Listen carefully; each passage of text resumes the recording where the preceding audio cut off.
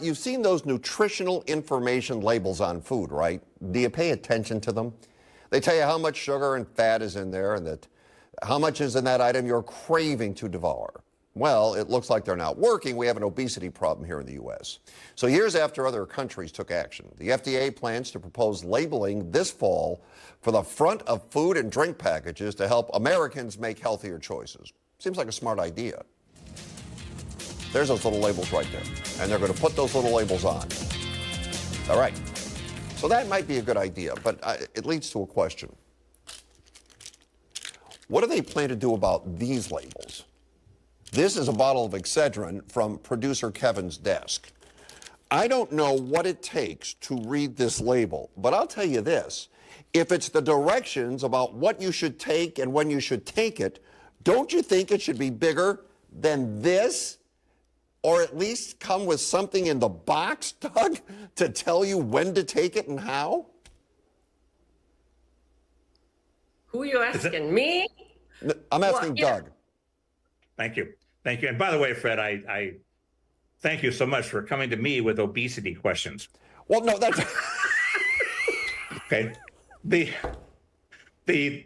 pamphlet, some drugs do come with pamphlets in it, and no one reads them. They're too small. You got to unfold them. And face it, if you paid attention to the warnings and all these other things that came with medications, you wouldn't take them. Because they say, if you take this, you're going to die.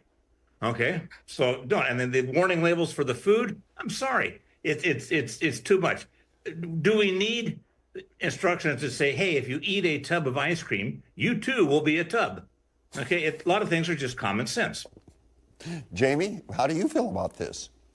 Well, the only thing that I had issues with putting like color labels on these food items. What if you're colorblind? What are you gonna do? I mean, you have to be responsible for what you eat and how much you eat, and just try to control your consumption.